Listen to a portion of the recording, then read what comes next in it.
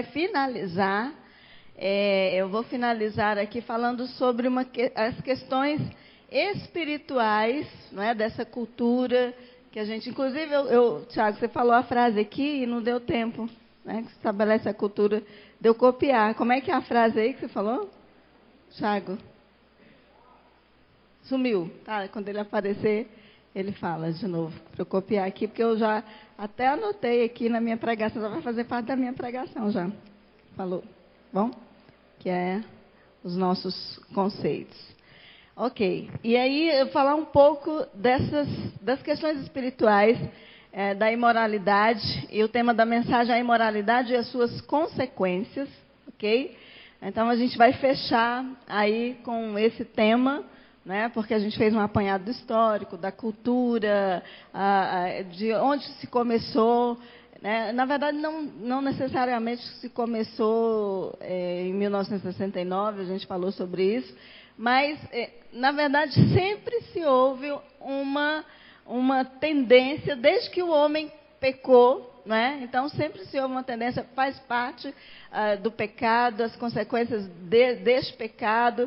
Então a gente vem em um mundo, né, onde ele vem regredindo nessas questões, e é claro que em cada momento da história há um ápice das questões das imoralidades sexuais. Se você for olhar historicamente, você vai ver a Roma antiga. Na Roma havia algumas práticas extremamente até parecidas, né, com o que a gente tem hoje. A Grécia antiga, então grandes impérios viveram o ápice da imoralidade. A gente vê a própria Bíblia em Sodoma e Gomorra, onde havia um ápice de uma imoralidade tão grande ao ponto dos anjos ir visitarem, né, a casa de um homem, e a sociedade, a comunidade querer tirarem aqueles homens para ter relações sexuais com eles. Então, a gente vê muitas sociedades que viveram o ápice da imoralidade sexual, e parece que ele funciona mais ou menos como um ciclo, né? Em dado momento da história, a coisa vai ficando muito obscura, a cultura, né, vai sendo tomada por um espírito, né, se a gente pode dizer assim, um espírito de imoralidade, e o ápice, então, parece que disso é quando essa cultura, ou quando, enfim, esse povo, de certa forma, ele é destruído, né? Algumas vezes fisicamente, às vezes moralmente. Então, como a gente vê, Sodoma e Gomorra, ela foi destruída realmente. Nós vemos os grandes impérios que caíram, né? E uma das consequências da imoralidade foi justamente a derrubada de muitos impérios. Então, quando a gente vê a destruição da família, então a gente vê, parece que esses impérios, não é, eles vão caindo. Então, são uma das consequências da imoralidade, tá bom? Então, não é algo novo. E aí a gente está vendo, de certa forma, acontecer um ciclo de novo, e nós estamos vivendo nessa cultura onde a imoralidade, ela está no ápice, não é? E olha só o que diz aí, o texto base vai ser Oséias, né, o profeta Oséias falando, e a gente vai ver exatamente um contexto parecido com esse, que é Oséias 4, versos 6 e 11, que diz assim: meu povo foi destruído por falta de conhecimento. Eu coloquei, só que as letras ficaram bem clarinhas, né? Mas dá para vocês acompanharem aí. Meu povo foi destruído por falta de conhecimento. Uma vez que vocês rejeitaram o conhecimento, eu também os rejeito como meus sacerdotes. Uma vez que vocês ignoraram a lei do seu Deus, eu também ignorarei seus filhos. Quanto mais aumentarem os sacerdotes, mais eles pecaram contra mim. Trocaram a glória deles por algo vergonhoso. Eles se alimentam dos pecados do meu povo e têm prazer em sua iniquidade. Portanto, castigarei tanto o povo quanto os sacerdotes por causa dos seus caminhos, e lhes retribuirei seus atos. Eles comerão, mas não terão o suficiente. Eles se prostituirão, mas não aumentarão a prole, porque abandonaram o Senhor para se entregarem à prostituição, ao vinho velho, ao novo, o que prejudica o discernimento do meu povo. Então, o profeta Oséias está exatamente em um contexto, e vocês podem perceber aqui, falando exatamente. É claro que a prostituição não é, na Bíblia, não é sempre, ela não está simplesmente atribuída a questões sexuais, não é? A prostituição nesse sentido aqui, porque toda vez que o povo traía Deus, abandonava Deus, saía da presença de Deus, era tido como um ato de prostituição. Então, na verdade, não eram questões sexuais, o povo não estava pecando sexualmente nesse aspecto, mas é um aspecto simbólico. Mas a gente vai ver que um dos motivos era que o povo também se prostituía. E você vai ver em vários contextos, como, por exemplo, o casamento, o julgo desigual, né, o casamento com pessoas que não eram israelitas. Então, a gente vai ver um apelo muito grande à sensualidade, à sexualidade, à imoralidade, que fazia com que aquele povo se distanciasse de Deus. Então, na verdade, a gente vai ver que essas coisas caminham juntas, né? E você vai perceber aqui. Então, você vê o profeta falando, o profeta trazendo para aquele povo um juízo de Deus e falando exatamente sobre o povo estava sendo destruído por causa da imoralidade, por causa da prostituição. E é interessante o castigo aqui, né? Fala assim, eles comerão, mas não terão o suficiente.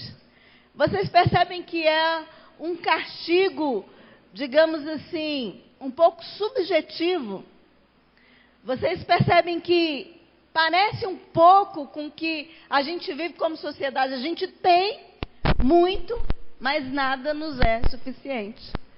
Não parece um pouco com a nossa, com o mundo que a gente vive hoje? A gente tem, quanto mais a gente tem, parece que a gente quer mais e é um saco furado. Então veja o castigo que o povo estava passando. Então vocês comerão, mas não tem o suficiente. A fome de vocês vai continuar. Eles se prostituirão, mas não aumentarão a prole. Ou seja, eles vão se entregar aos prazeres, mas eles não frutificarão. Não terão prazer naquilo. Não cumprirão o propósito que Deus estabeleceu para a vida deles. Então, veja, olha a consequência disso aqui. Porque abandonaram o Senhor para se entregarem à prostituição, ao vinho velho, ao vinho novo, e o que prejudica o discernimento do meu povo.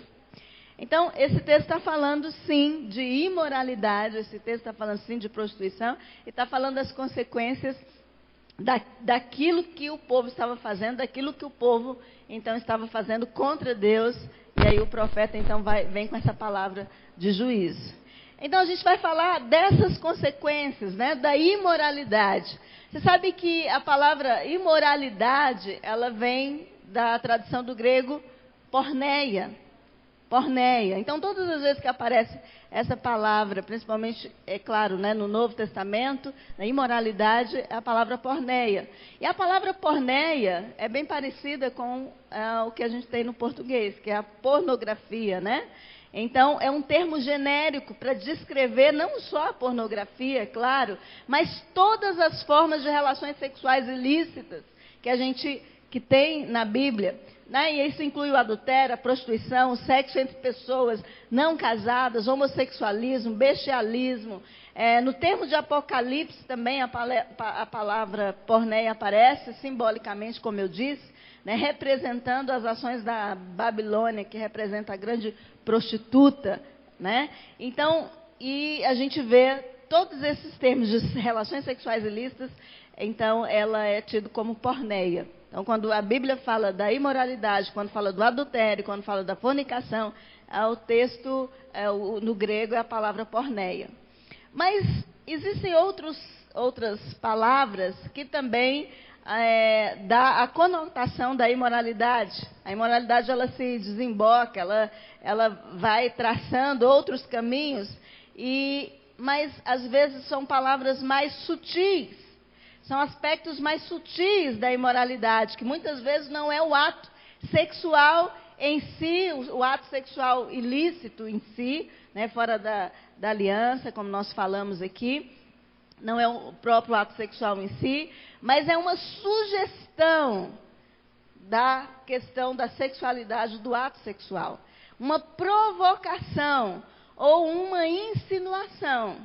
Então, quando você vê, por exemplo, numa propaganda, há e eu tentei procurar ver a quantidade de propaganda, os marketing, a mídia, o quanto que há dessa insinuação da imoralidade, mas eu não consegui achar um índice. Mas todos os textos, enfim, os artigos que eu li, concordam que há muita sensualidade, há muita insinuação da questão sexual na maioria ou muitas das nossas propagandas da nossa mídia, não é?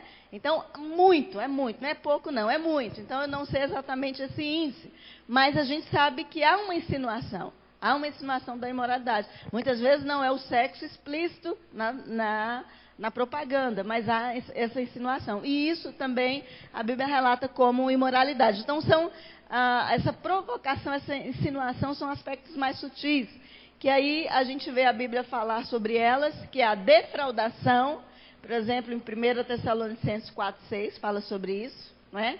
E a defraudação é o quê? É ir além do limite, é exceder naquilo que fere o outro, ou é aproveitar da fragilidade, da vulnerabilidade do outro para tirar algo de alguém.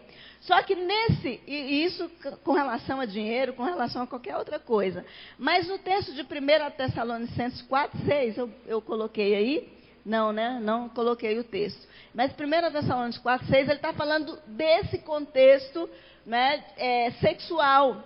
Né? Ele está falando desse contexto, e se você ler o texto, você vai ver sobre isso. Infelizmente, eu não coloquei aqui, a gente não vai poder ler, eu não vou procurar aqui não.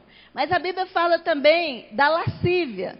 A lascívia, que em Gálatas 5:19 fala sobre isso, que no grego, que é a palavra alcegeia, que é a libertinagem, o caráter ultrajante da imoralidade desenfreada.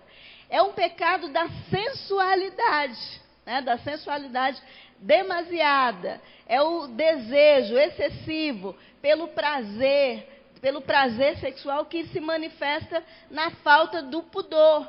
Então, quer seja na forma de falar, de vestir, de se portar, não é o pecado da imoralidade consumado em si, ok? Então, nós estamos falando disso. Mas é o pecado já instalado na mente e no coração. Então, a gente vai chamar essa lascívia, que é uma palavra mais descontextualizada, talvez, né, para nós aqui, mas dessa sensualidade, né, exacerbada, que é esse desejo pelo prazer, ou de se mostrar, ou, enfim, né, de indicar a insinuação, a provocação, a sugestão da prática sexual, e não só da prática sexual, mas da imoralidade sexual em si.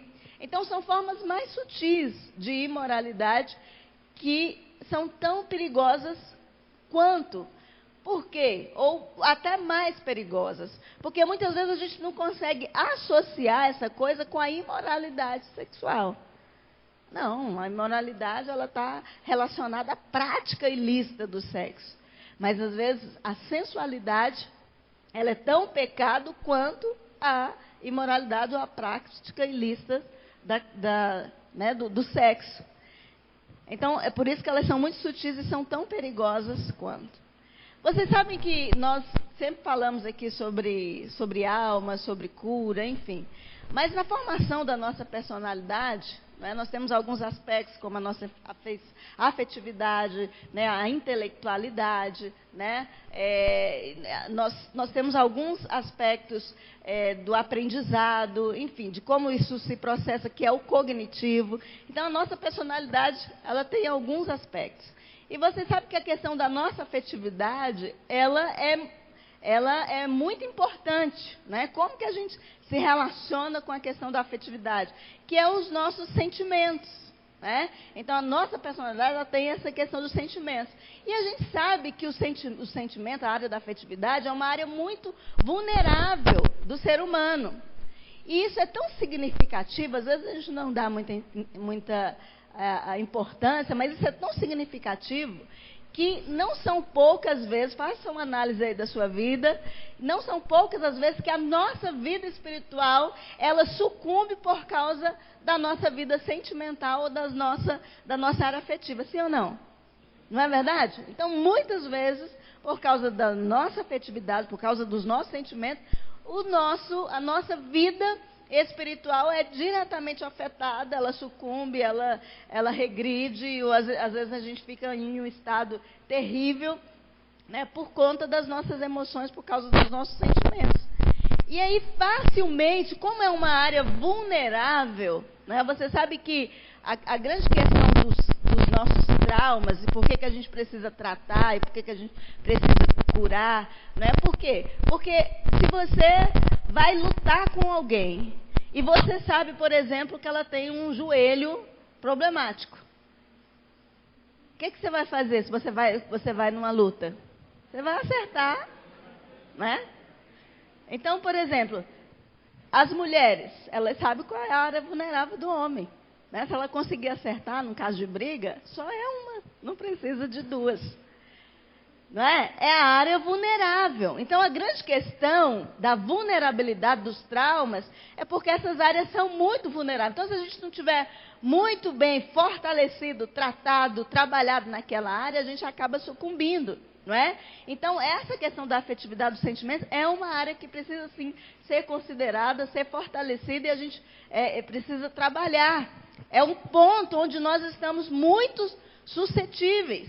Então, é um ponto onde a gente é muito enganado, onde a gente está muito sujeito ao erro. Né? Os nossos sentimentos, é por isso que os nossos sentimentos eles não podem determinar a nossa vida, eles não podem governar a nossa vida, ou desgovernar a nossa vida, né? Porque, na verdade, eles muito mais desgovernam do que governam nossas vidas. E, às vezes, a gente dá o controle da nossa vida aos nossos sentimentos, ao nosso coração. É o que eu senti no meu coração. E lembre-se do que o profeta Jeremias disse lá no capítulo 17, verso 9. Quem é que sabe o que está escrito lá? Que enganoso mais do que tudo, né? É o nosso coração. Então, mais que todas as coisas.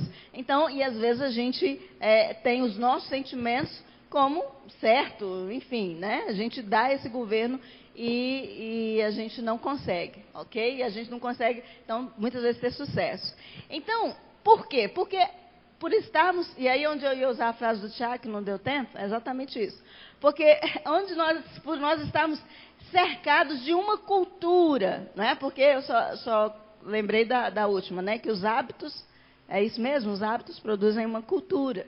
E por nós estarmos cercados de uma cultura, né? Porque como o pastor Luiz Castro falou, nós nascemos, chegamos nessa cultura, nesse mundo onde há tecnologia, e a gente pensa que sempre tudo era assim, né? Então nós chegamos nesse mundo cercados de uma cultura que está permeada pela liberalidade.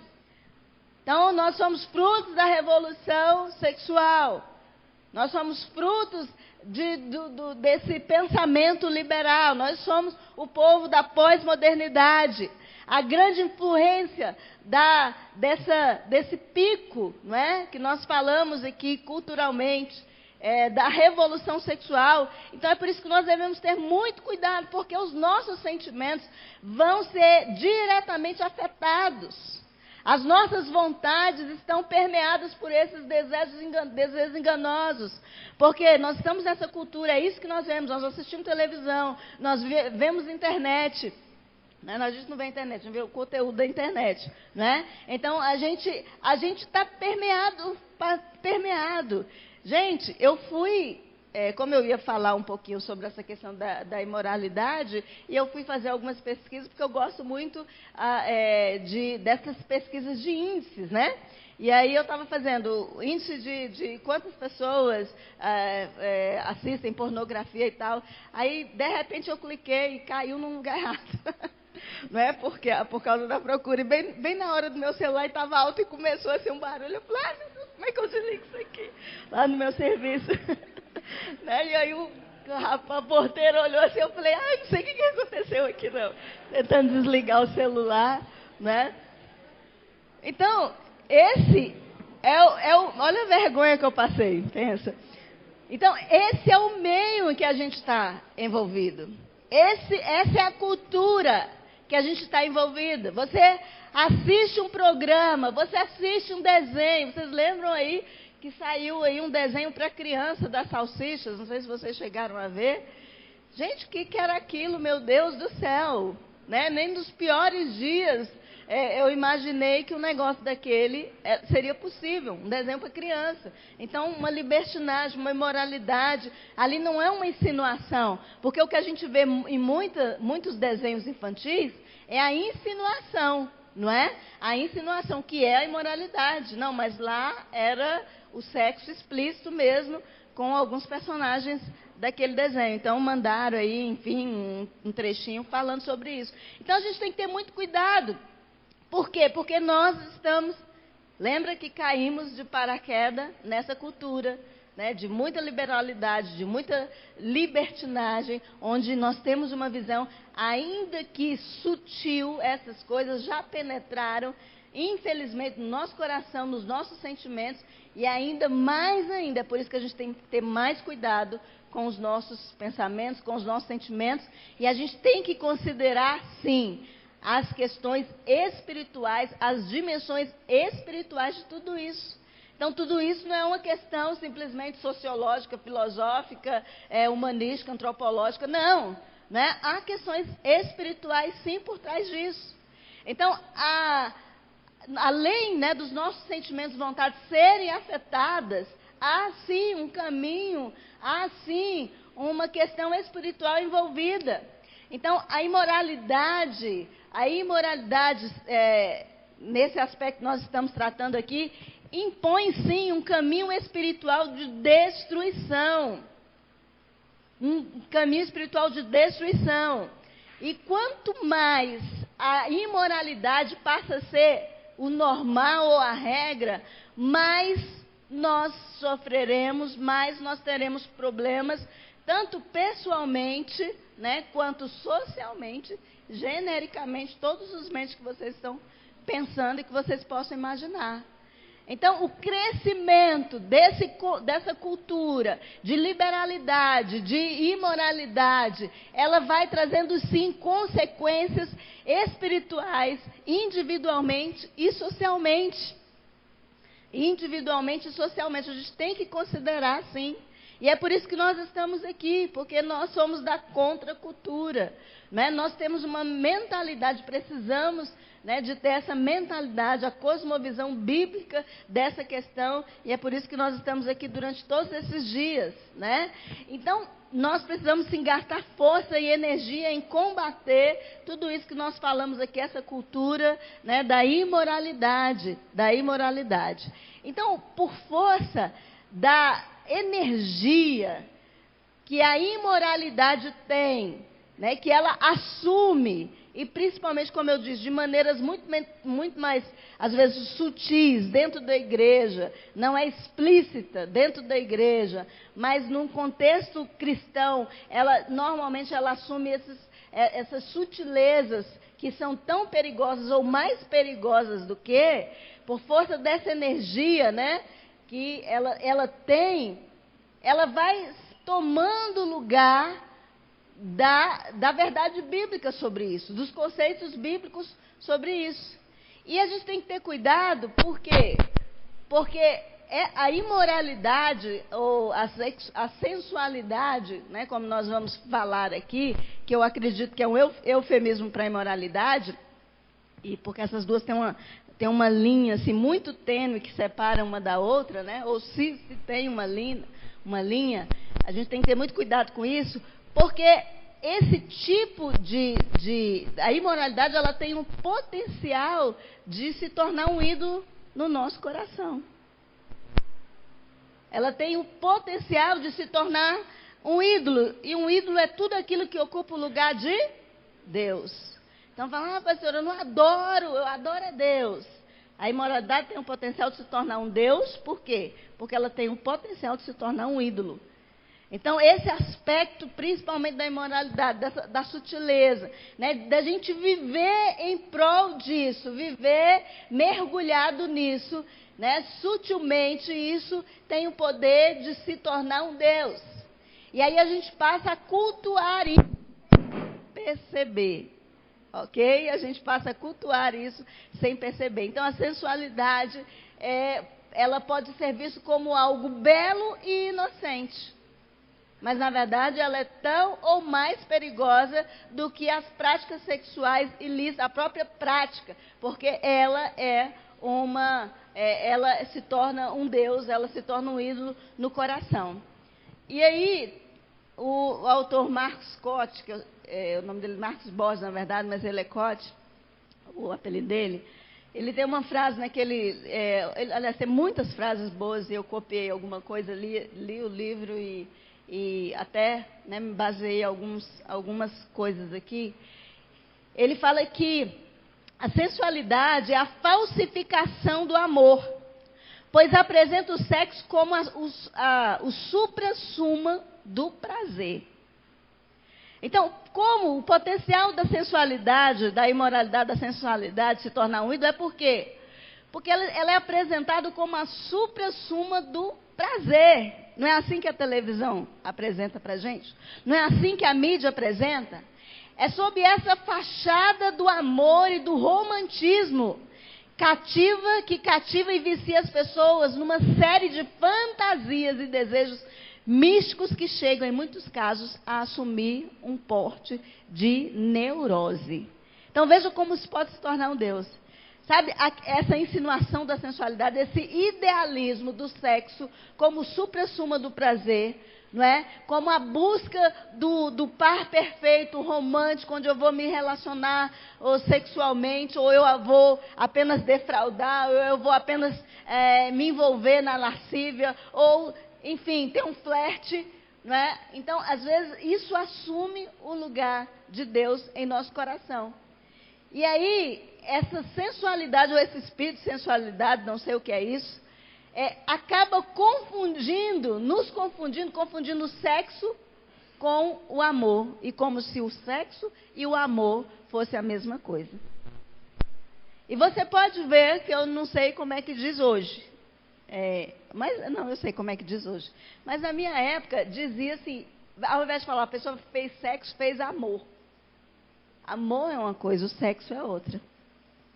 Mas você percebe que nós estamos cheios, não é, dessa cultura mundana de que sexo e amor é a mesma coisa. E não é a mesma coisa. E aí as pessoas estão à procura de amor, mas elas acham que elas só vão encontrar o amor no sexo. Na minha época, eu amava uma menina sem me relacionar sexualmente com ela. Hoje, quando uma menina ama a outra, e é possível a gente amar, a gente acha que tem que se relacionar sexualmente. Olha como essa coisa está tão misturada. E é porque é uma confusão. Então, se eu amo alguém, eu tenho que beijar na boca daquela pessoa. Há uma confusão. É possível eu amar uma mulher, eu amar um homem, um outro homem que não seja meu marido, e não ter um envolvimento. Porque amor e sexo não são as mesmas coisas. Mas essa cultura, né, que a gente encarnou, e a gente às vezes traz isso para dentro da igreja. A gente traz, e sexo e amor não é a mesma coisa.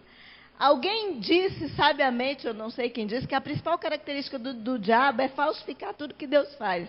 Vocês já ouviram isso?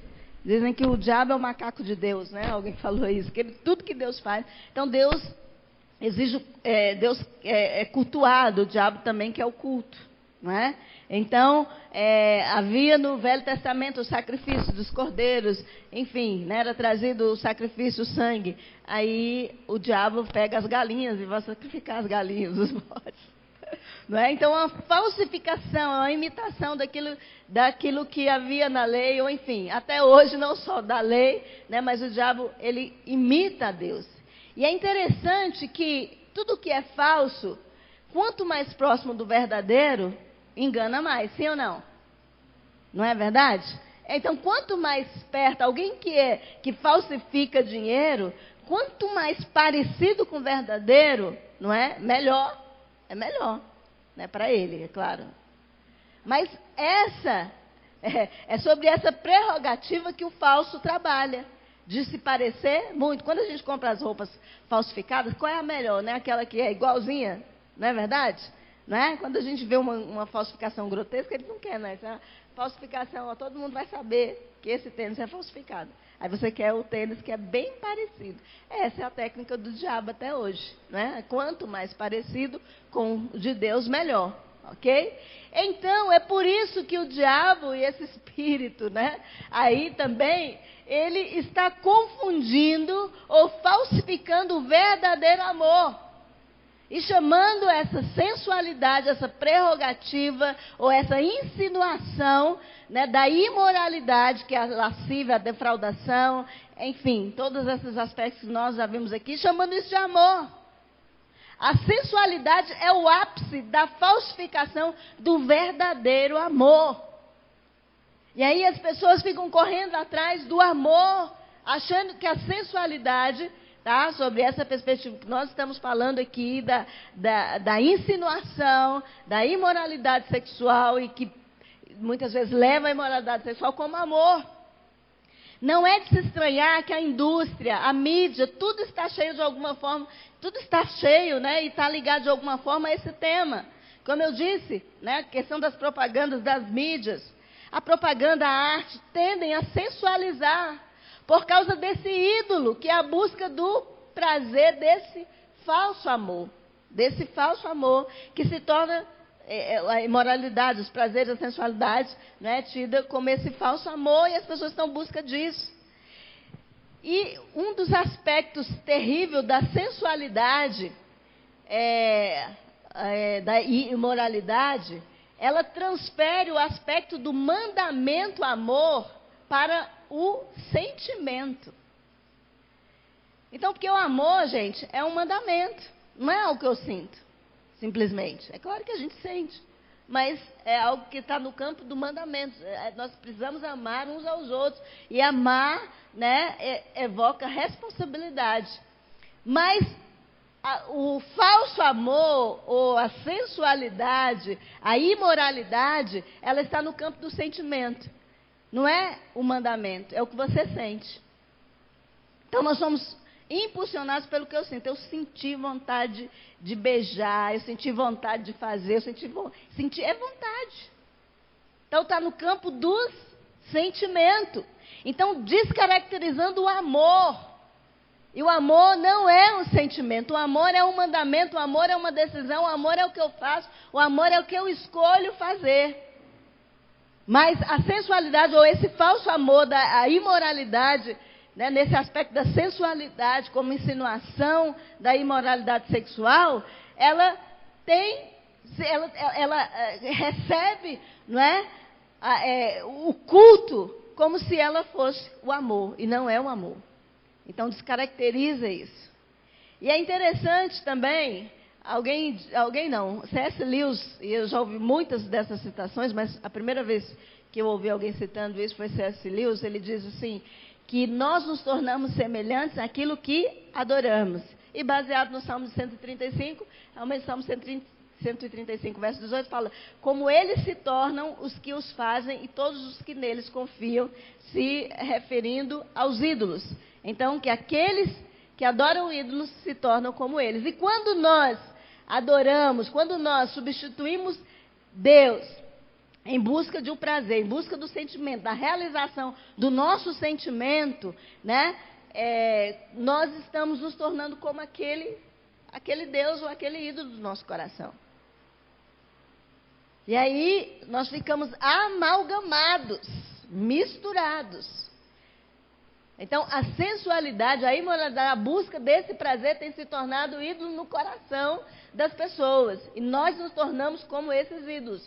À medida que nós adoramos, que nós nos prostramos, nós nos tornamos como esse ídolo. E esse ídolo da sensualidade, esse falso Deus, que tem substituído ou que tem enganado a muitos com o título de amor, não é? Ele é perigoso.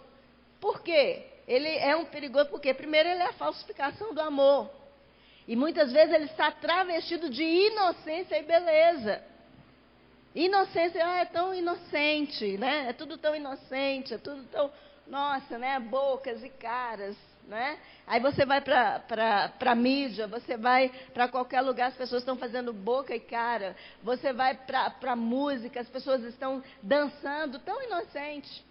Esses dias eu estava na minha escola, foi a semana das crianças. Gente, as músicas, eu estava para dar um infarto, um negócio assim, estava no meu coração, não é?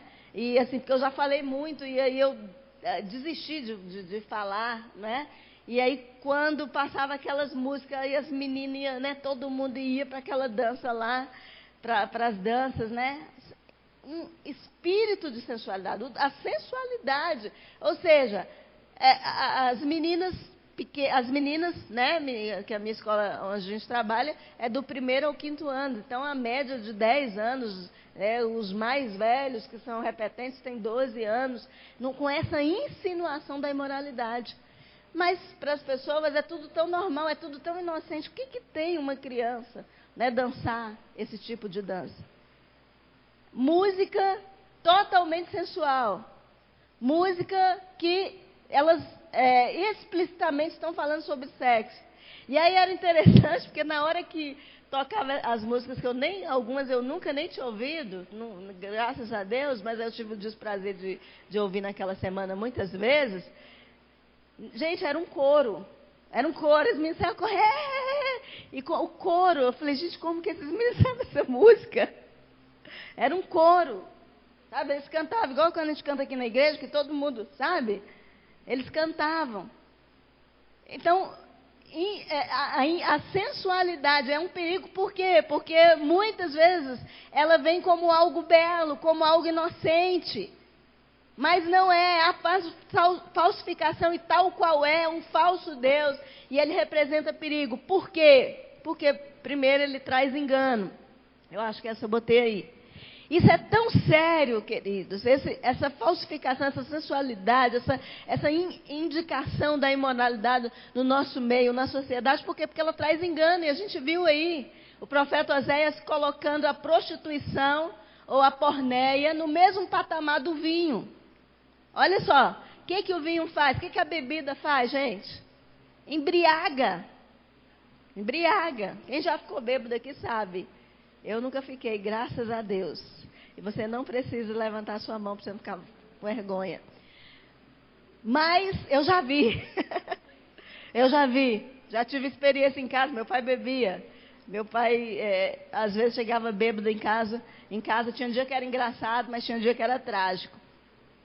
E todas as vezes que ele bebia, ele falava assim, o nome da minha mãe é Maria, mas o apelido da minha mãe é Cota. E ele chegava em casa e falava, Cota, eu vou matar meio mundo. Toda vez que ele chegava bêbado em casa, ele falava isso. Aí minha mãe falava assim, porque minha mãe é muito engraçadinha, né, até hoje, uma pessoa bem divertida. E ela fala, você fala metade do mundo que você vai matar para eu fugir para outra. Né? Que ela dizia que ia matar meio mundo. Então, algumas vezes era engraçado, mas outras vezes era trágico. Ele chegava... Né, e um dia ele chegou bêbado e ele não tinha água gelada, né, naquela época não tinha esses filtros que a gente, vocês nem sabem, né, mas existia, gente, filtro de barro, né? Ok, mas a gente botava água na geladeira, nas garrafas, ainda usa, né? Só que na época eram umas garrafinhas de plástico. E aí um dia ele chegou, não tinha água, aí ele pegou e furou, já que ninguém deixa água para mim, eu vou furar. Ele furou a garrafa de plástico todinha. Enfim, então às vezes era trágico, às vezes. Então, eu sei o que é isso, embora eu não tenha nunca ficado bêbada, graças a Deus. Mas o profeta Oséias diz que a prostituição é como o vinho. Por quê? Ele está fazendo essa mesma comparação, porque ele diz que engana, entorpece a mente, tira a sobriedade, leva as pessoas a fazer loucura. Uma pessoa que está embrenhada na sensualidade, com essa mentalidade, ela faz loucuras. Porque onde há porneia, não há razão. E uma das piores consequências da sensualidade é a inconsequência. É a inconsequência. Assim como alguém que está bêbado. E é isso que o profeta está falando. Então, é perigoso, sabe? Essa coisa, se a gente não se atinar para isso como igreja, sabe? Para a gente não rever as nossas ações, a gente como jovem, sabe? O que é que está movendo o nosso coração? A busca disso, é a busca de um prazer, a busca de um falso amor que evoca o sentimento e não o mandamento. Então, a gente precisa estar ligado nisso. Mas ele não só traz engano. Provérbios 7, 21 diz assim, vou citar: com a sedução das palavras o persuadiu e o atraiu com o dulçor dos lábios. Imediatamente ele a seguiu como boi levado ao matadouro, ou como servo que vai cair no laço. Está falando da prostituta que seduz. Então o cara está indo assim, ó, igual um boi que vai para o matadouro. Está cego, está doido. Então, esse é um problema sério. Então, às vezes, a gente está vendo aí as pessoas se relacionando, né? Você vai se relacionar com alguém, e qual é o espírito que está movendo esse relacionamento? Será que é o amor que Deus, né? O amor de Deus? Ou é a falsificação desse amor, esse espírito, essa sensualidade? Então, isso é perigoso. Outra coisa, é um perigo. Por que essa falsificação, essa sensualidade? Porque ela traz cauterização. O engano, por sua vez, endurece a consciência. 1 Timóteo 4,2 fala: pela hipocrisia de homens que falam mentiras, tendo cauterizado a sua própria consciência. Gente, eu conheço, não é uma nem duas pessoas, não. Muitas pessoas, por causa da imoralidade, que estão com sua mente cauterizada. Porque o problema do pecado não é porque Deus não vai te perdoar. Você pode pecar 1000 vezes você vai ter o perdão de Deus. Mas deixa eu te falar uma coisa. Cada vez que você peca e que você incorre no erro, a sua mente vai ficando cauterizada. Ela vai ficando endurecida. Aí, o Espírito Santo, na primeira vez, você chora, arrependimento, é uma coisa maravilhosa, Deus, eu não quero isso para minha vida, nunca mais. E depois, você chora, mas você chora menos, não é mais muito desesperador, assim. Aí, da outra vez, você chora um pouquinho, porque, né, afinal... Aí, daqui a pouco, você quer saber? Não é tão assim, isso não é tão problemático assim para minha vida, não. Não aconteceu nada, não teve consequência nenhuma. É um problema, cauterização. O engano, ele endurece a consciência. A iniquidade tem a capacidade de esfriar e de extinguir no sentido de acabar, o verdadeiro amor. E a pessoa ficar com a mente cauterizada. Então, a gente precisa ter muito cuidado com isso. Mas não só a cauterização, mas a apostasia. O que é apostasia? É a renúncia de uma religião ou de uma crença. É o abandono da fé, é a renegação. Os apóstatas são aqueles que negam tudo aquilo que ele viveu. Pessoas que tiveram experiências com Deus tremendas, mas por causa da imoralidade, por causa da sensualidade, elas elas negam Deus e negam a fé. Se é aquela experiência, não, aquilo ali era só alma. Não, aquilo ali foi, eu nem sei. E quantas pessoas se apostataram da fé, nem acreditam mais em Deus. A imoralidade tem esse poder de arrancar a fé, de transformar as pessoas crentes em céticas. Basta a gente olhar a sociedade pós-moderna, gente. É um retrato da nossa vida. A sociedade pós-moderna. O que é? Na Europa se vive o ceticismo pós-moderno. Igrejas fecham todos os dias na Europa. Todos os dias. Pessoas não acreditam mais em Deus. Pessoas não acreditam mais na Bíblia. Pessoas se tornaram céticas. Vocês sabiam que na Suécia hoje 85% da população não tem nenhuma crença ou não acredita em Deus? O ateísmo tomou conta de muitas pessoas. É interessante dizer sobre o ateísmo, isso são parênteses, né? Que você sabe que à medida que as pessoas envelhecem, o ateísmo diminui, tá? Por que será, hein? Por que será? Eu até achei tão interessante esses dados que eu até copiei. Olha só, 54% dos ateus estão entre a faixa de 18 a 34 anos.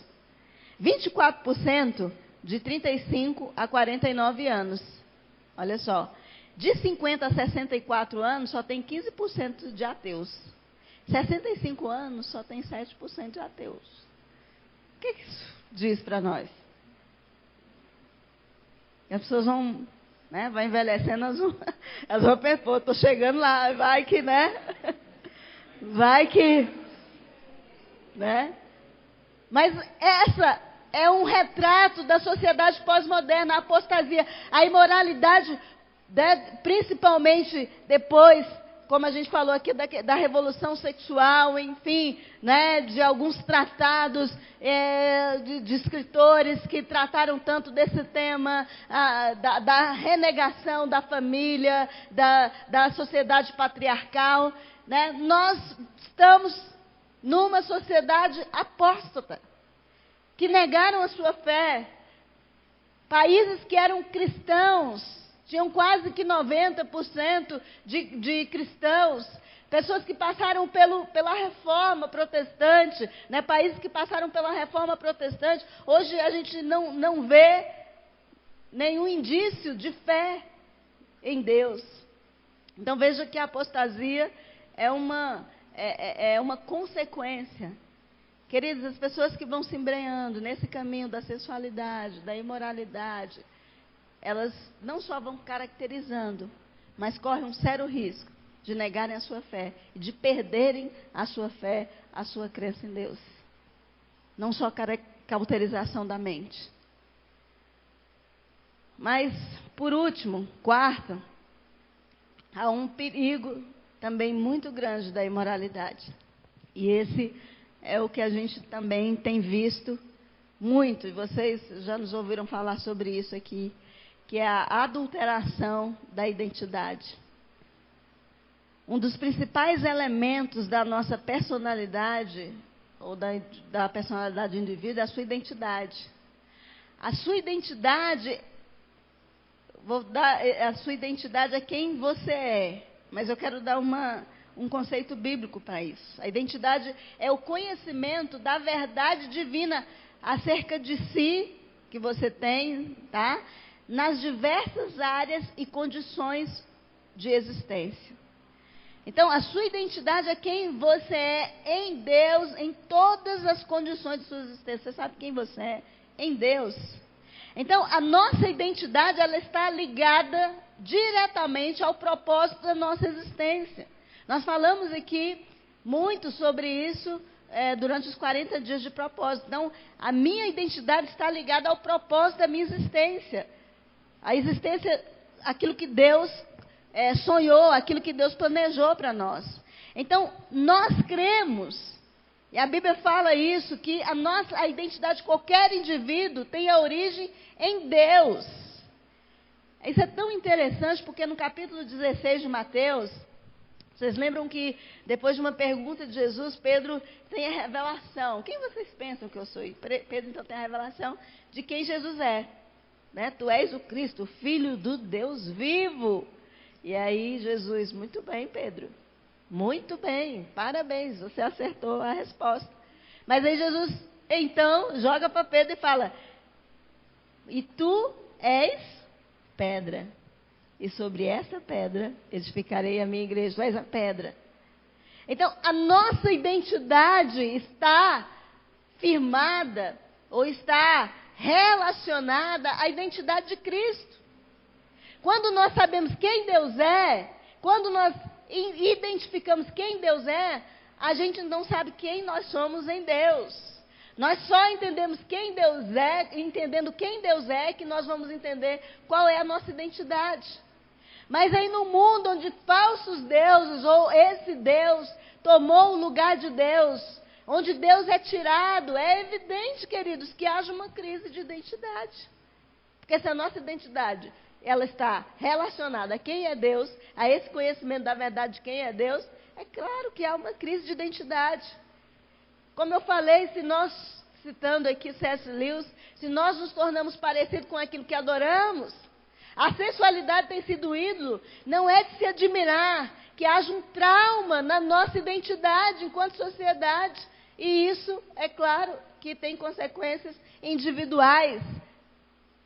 Então, o trauma na identidade que nós vivemos hoje, a pessoa não sabe quem ela é, o que ela é, qual é o seu sexo, qual é o seu gênero, é porque ela está distante de quem Deus é, do conhecimento de quem Deus é. E a imoralidade é um dos pecados que mais afetam a identidade de uma pessoa. Por quê? Porque a imoralidade, ela tem o poder de destruir a alma de uma pessoa. A alma, de destruir. Olha só, Provérbios 6, verso 32 e 33, diz assim: o homem que comete adultério não tem juízo. Adultério é o que, gente? Porneia. Imoralidade. O homem que comete adultério não tem juízo. Todo aquele que assim procede, a si mesmo se destrói. Ou seja, aquele que comete imoralidade, ele está destruindo quem? A si mesmo. Sofrerá, nessa versão, tá? Mas na versão Ara, ela destrói a sua própria alma. Aí eu copiei na NVI. Sofrerá ferimentos, olha, ferimentos, vergonha, e a sua humilhação jamais se apagará. Veja como que ferimentos são esses? Que vergonha é essa? Que humilhação é essa que nunca se apaga? Então veja que a imoralidade, ela tem o poder de destruir a alma do indivíduo, a alma das pessoas. E aí, tem um texto aqui de Romanos 1, que vocês conhecem. Eu vou ler, que diz assim: pois o que de Deus se pode conhecer é manifesto entre eles, porque Deus lhe manifestou. Pois desde a criação do mundo, os atributos invisíveis de Deus, seu eterno poder e sua natureza divina têm sido vistos claramente, sendo compreendidos por meio das coisas criadas, de forma que tais homens são indesculpáveis. Ou seja, está tudo aí, está tudo aí. Então, a gente não tem desculpa para esse tipo de coisa. E diz assim: porque tendo conhecido a Deus, não glorificaram como Deus, nem lhe renderam graças, mas os seus pensamentos tornaram-se fúteis, e os seus corações insensatos se obscureceram. Dizendo-se sábios, tornaram-se loucos, e trocaram a glória do Deus imortal por imagens feitas segundo a semelhança do homem mortal, bem como de pássaros, quadrúpedes e répteis. Por isso Deus os entregou à impureza sexual, segundo os desejos pecaminosos dos seus corações, para a degradação dos seus corpos entre si. Muitos atribuem esse texto à questão do homossexualismo, né? Mas está aqui não só a questão do homossexualismo, todo tipo de impureza sexual na verdade, ela passa a ser o corretivo de Deus. A punição de Deus para a própria perversão. Então, Deus entrega o próprio homem à sua própria perversão. Sabe aquele filho rebelde que às vezes a mãe fala: não vai para a chuva, não vai. Ai, quer ir, você está gripando, não vai. Ou então mete o dedo na... Não, deixa ele meter, ele vai levar um choque. Entrega o seu próprio desejo. Então, por isso Deus os entregou à impureza. Trocaram a verdade de Deus pela mentira. Adoravam e serviram coisas e seres criados em lugar do Criador, que é bendito. Por causa disso, Deus os entregou às paixões vergonhosas. Que paixões são essas? A paixão de Deus? Não, as suas próprias paixões. Até suas mulheres trocaram suas relações sexuais naturais por outras contrárias à natureza. Da mesma forma, os homens também abandonaram as relações naturais com as mulheres, se inflamaram de paixão um pelos outros. Começaram a cometer atos indecentes, homens com homens, e receberam em si mesmo o castigo merecido pela sua perversão. Ainda mais, visto que desprezaram o conhecimento de Deus, ele os entregou a uma disposição mental local reprovável para praticarem o que não devia. Então, o castigo foi eles entregar seus próprios desejos. Tornaram-se cheios de sorte, de toda sorte de injustiça, maldade, ganância, depravação. Estão cheios de inveja, homicídios, rivalidades, engano, malícia. São bisbilhoteiros, caluniadores, inimigos de Deus, insolentes, arrogantes, presunçosos. Inventaram maneira de praticar o mal. Desobedecendo os seus pais, são insensatos, desleais, sem amor pela família, implacáveis. Será que a gente tem um retrato da nossa sociedade hoje? Dá para você ler isso aqui, você vê um retrato do que nós vivemos hoje? Inventores do mal. Quando a gente pensa que não tem mais maldade, alguém vai lá e inventa uma para superar aquela. Vocês sabiam que o caso desses atiradores, né, serial, que entram nas escolas, enfim, vocês sabem que muitas, dependendo como a mídia trata isso, faz com que haja um crescimento desse tipo de ação. Diz que um dos casos mais conturbados que teve lá numa escola em Colômbia, nos Estados Unidos, eles falaram tanto quando foram tratar, falaram tanto do perfil dos atiradores, que alguns outros foram desafiados a fazer. Não, nós vamos ser mais mal do que ele. Nós vamos fazer pior. Então, você vê inventores de mal. Então, queridos, eu estou falando disso porque todos esses textos estão relacionados à questão da imoralidade, da mente reprovável, da imoralidade de relações sexuais ilícitas, da sensualidade.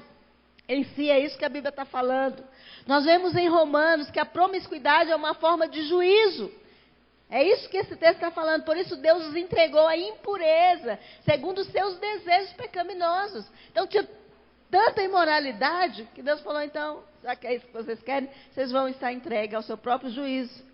E o texto diz também que há uma mudança da natureza. Queridos, o que é a natureza senão a nossa própria identidade? Menino da natureza ruim. Não é menino da identidade ruim, quando o pai fala assim? Ou alguém fala? A nossa natureza, a própria identidade. E aí veja o versículo que fala, por causa disso Deus os entregou a paixões vergonhosas, até suas mulheres trocaram suas relações naturais por outras contrárias à sua identidade. A imoralidade é capaz de mudar a natureza do indivíduo.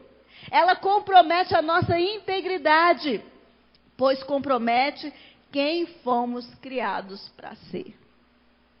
Veja como é grave isso. E aí eu estou falando não só da prática, não é? Mas desse ídolo chamado sensualidade, que às vezes a gente até acha uma coisa sutil, uma coisa legal, uma coisa bela, né? Esses pensamentos, né? Esse estilo de vida, tipo de namoro, tipo de que o mundo, fruto da pós-modernidade, da revolução sexual, nós estamos nesse ápice dessas ideias. O Cote, como eu já citei, ele também disse que a imoralidade é sinistra, porque ao mesmo tempo que ela é destrutiva, ela é muito atrativa. É sinistra, porque ela é muito atrativa, porque ela vai de encontro à nossa carnalidade, ao nosso pecado, ela vai de encontro ao vírus que nós somos contaminados por ocasião do pecado. Então, são consequências, queridos. Nós estamos aqui como igreja e a gente precisa, não é, de voltar à palavra de Deus, aos princípios bíblicos. Não é uma questão simplesmente porque a igreja de Cristo não quer que o povo beije na boca, né, resumindo. Não é isso. Não é isso. A imoralidade sexual, ela está alcançando o ápice no mundo em que nós vivemos. E, na verdade, ela rege praticamente todos os montes da nossa sociedade. E como o Tiago falou aqui, não é? E com muitos pastores, há uma onda, há um movimento de Deus soprando sobre a nossa nação, né? Sobre outras nações, de nós tomarmos esses montes da sociedade, porque a nossa sociedade, ela está contaminada com a imoralidade, ela rege o mundo financeiro. Vocês sabiam que a indústria pornográfica apresenta, sem sombra de dúvidas, números impressionantes. A indústria pornográfica movimenta 400 bilhões ao ano. Ao ano. 30% de todo o conteúdo de sites da internet envolve material pornográfico. Está lá no G1. Para você ter uma ideia desses números, na questão que nós estamos falando aqui, a gente vê a questão do narcotráfico no Brasil. O narcotráfico no Brasil movimenta 15,5 bilhões por ano. A indústria pornográfica, ela movimenta 400 bilhões por ano. Só para vocês entenderem isso. Calcula-se que a cada segundo mais de 3 milhões de dólares estejam sendo gastos com pornografia. Mais de 30 mil pessoas estão visualizando algum site adulto, agora, nesse exato momento, pornográfico. Mais de 370 usuários estejam digitando termos relacionados ao assunto da pornografia, na busca, nos sites. A indústria pornográfica é a 7ª indústria nos Estados Unidos. A 7ª indústria. Então, veja, a 7ª indústria. Então, ela molda a nossa vida financeira, sim ou não? Move o monte das finanças, sim ou não? Sim. Ela molda a mídia. E aí foi onde eu estava procurando lá, né, a porcentagem, não achei, né, da vergonha que eu passei. As propagandas vendem estilo de vida. Diz um filósofo chamado Bourdieu, né, que é um sociólogo francês, ele fala assim: as propagandas vendem estilo de vida, sentimentos, visões do mundo, fazendo com que, mesmo que não compremos os seus produtos, estamos consumindo e reproduzindo o seu discurso. Mesmo que você não compre, a gente acaba reproduzindo o discurso daquelas propagandas que nós estamos vendo, da mídia que nós estamos sendo influenciados. Então, ela molda a mídia, a pornografia. Basta você ver as nossas propagandas, basta você ver a nossa capa das nossas revistas, basta você ver o que nós estamos vendo, né, assistindo. Ela influencia a nossa arte. A arte e a pornografia é um assunto bem polêmico que vocês assistiram aí, né, sobre algumas exposições e, enfim, alguns livros, né, didáticos. A gente viu isso.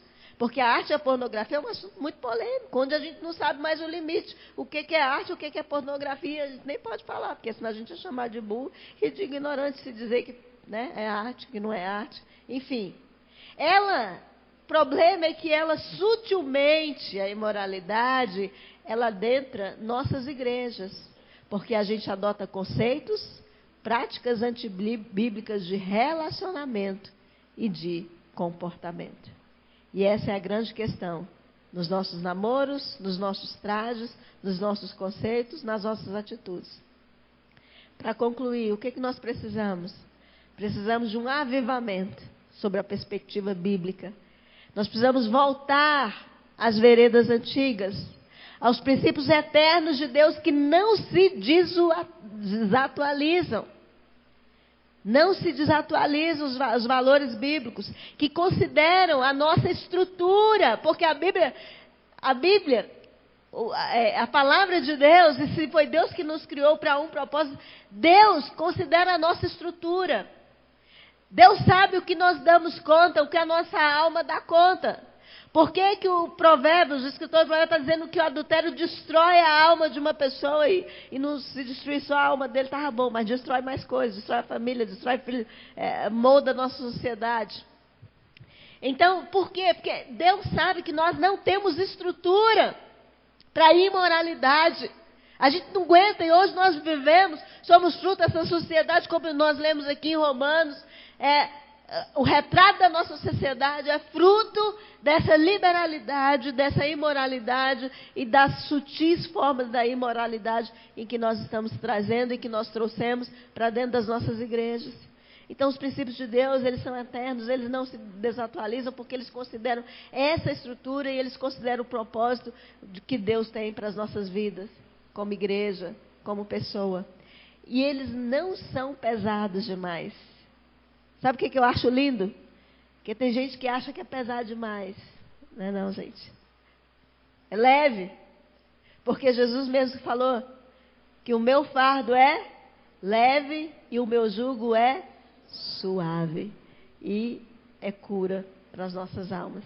Amém? Esse não é um fardo pesado, ao contrário. O fardo da imoralidade, esse Deus da sensualidade, que tem tomado o coração da nossa geração, e muitas vezes nós trazemos isso para dentro da igreja. Eu vou te falar, esse é um fardo pesado demais para se carregar. E nós vamos ficar de pé e nós vamos orar a Deus. Porque nós queremos esse avivamento da palavra de Deus sobre as nossas vidas. Em nome de Jesus. Fique de pé. Pastor Aurélio, pastor Leandro, vem aqui, vamos orar juntos. Nesse encerramento. Espírito Santo de Deus, Espírito Santo de Deus, nós estamos aqui, somos igreja do Senhor, nós queremos buscar, ó Deus, os teus valores, os teus princípios. Obrigado pela tua palavra, obrigado pelo teu poder, obrigada, Senhor, porque o Senhor nos dá recursos, ó Pai, como a tua palavra. E eu creio, Senhor, eu creio que o teu jugo é suave. Nós aceitamos a tua palavra, nós aceitamos as tuas verdades. E nós pedimos ao Senhor, cura-nos, Senhor. Cura, Deus amado, dessa cultura maligna, da imoralidade, da sensualidade, de deuses que têm tomado o teu lugar em nosso coração. Espírito Santo, nós não queremos cauterizar o nosso entendimento, nós não queremos destruir a nossa alma, que esses servos que aqui estão, que esses jovens que aqui estão, possam entender isso, Senhor. Eles precisam ter vida e vida em abundância. Espírito Santo de Deus, nós não aceitamos menos do que a tua palavra. Toma conta deste lugar, toma conta, Pai, em nome de Jesus. Amém. Antes de encerrar, eu queria fazer um apelo aqui hoje. A gente, foram 4 ministrações aqui durante esses últimos finais de semana, e eu acredito que se pelo menos em uma delas você conseguiu assistir e prestar atenção, se o diabo não roubou a semente que estava sendo lançada, no seu coração, eu queria fazer um apelo para que você tomasse uma decisão séria em relação a isso, porque a gente aprendeu que nós somos muito vulneráveis a essa cultura. A gente está inserido num contexto onde a revolução sexual está influenciando essa geração, influencia a igreja, influencia tudo, toda a nossa vida. E eu queria fazer um apelo para você tomar uma decisão séria diante de tudo isso, diante do pecado da pornografia, diante do pecado do adultério, diante da prostituição, diante de tudo isso que a gente aprendeu aqui durante esses dias.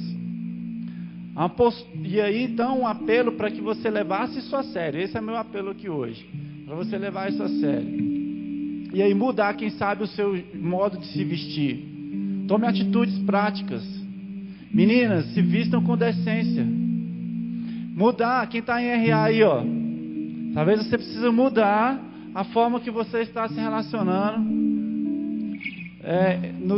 Mudar e trazer limites para o seu contato físico e, da forma que Deus ministrou no seu coração. Talvez mudar e tomar uma decisão de vencer o vício que você tem na pornografia, seja lá o que for que você está vivendo.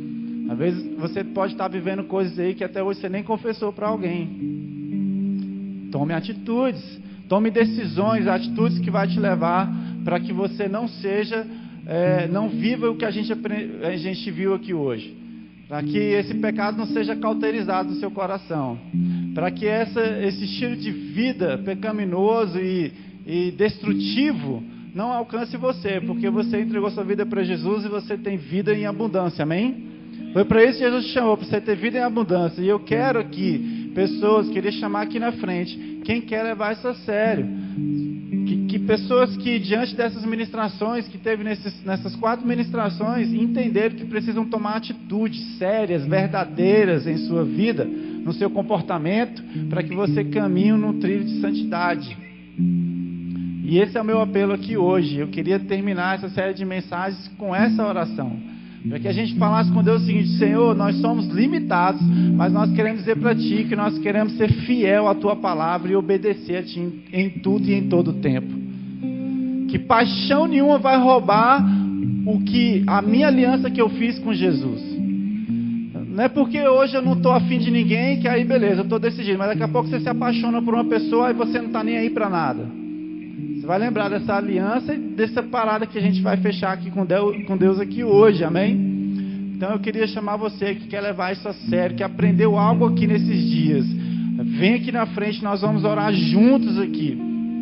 Dizendo, mas sabe aquela oração séria mesmo que a gente fala: Senhor, a gente não está aqui brincando, eu não estou aqui brincando, eu estou aqui para renovar minha aliança com Jesus, eu estou aqui para dizer que eu quero essa vida de santidade, não quero ficar aí me entregando ao pecado, não quero viver uma vida pornográfica, não quero uma vida, sabe, louca, desenfreada, não. Então eu queria chamar você aqui para frente. Você que foi ministrado durante esses dias e que quer tomar uma decisão em relação a isso, tudo que nós conversamos aqui, a respeito da revolução sexual, a respeito dos princípios do RA, a respeito da imoralidade sexual. Eu queria que você saísse do seu lugar aí para a gente orar aqui junto. Amém? Aí se você não entendeu nada dessas ministrações todas aí, então fica aí no seu lugar mesmo.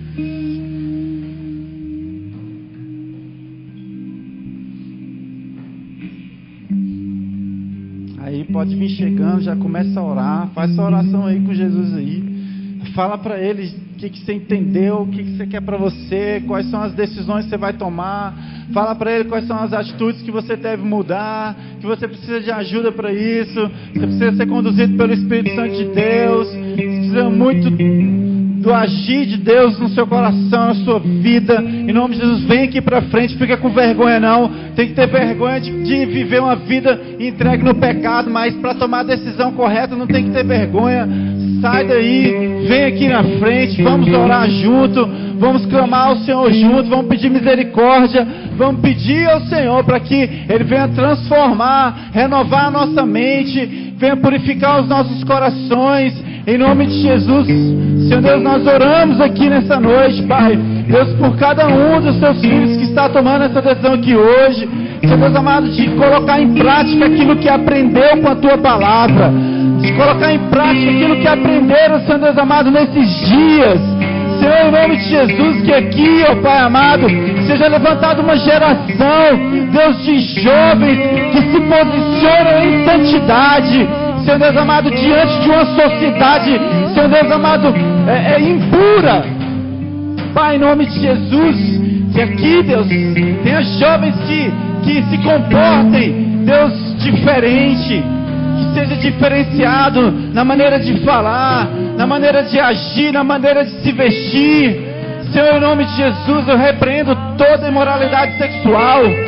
Em nome de Jesus, eu repreendo o espírito de prostituição. Senhor, em nome de Jesus, eu repreendo, Senhor Deus amado, espírito de mentira. Em nome de Jesus, Senhor Deus amado, quebrando os corações aqui nessa noite. Pai, em nome de Jesus, eu repreendo o adultério, Senhor. Eu repreendo, Senhor, em nome de Jesus, a imoralidade sexual. Senhor, em nome de Jesus, restaura aqui, Senhor Deus amado, a vida, a pureza dos teus filhos.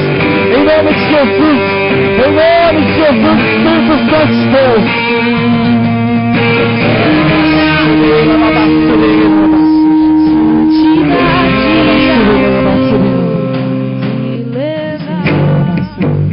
Coloca a mão no seu coração, repete essa oração comigo. Jesus, eu me arrependo dos meus pecados, me arrependo de ter me exposto à pornografia, eu me arrependo por me comportar não como um filho, mas como um desobediente. Senhor, eu não quero viver de uma maneira que não agrade o Senhor. Eu quero ter uma mente sã, eu quero um coração puro. Senhor, eu quero que as palavras que saem da minha boca sejam palavras que edifiquem, Perdoe pelos palavrões, Senhor Deus amado, que eu tenho dito. Perdoe, Senhor Deus, as palavras que eu tenho falado, Senhor Deus, que estão causando morte.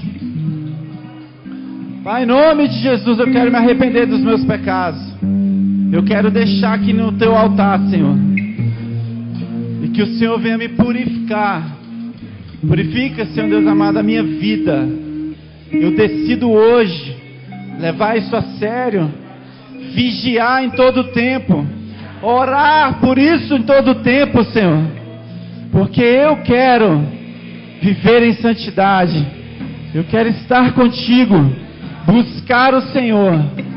Eu quero ter o Senhor como o meu maior bem.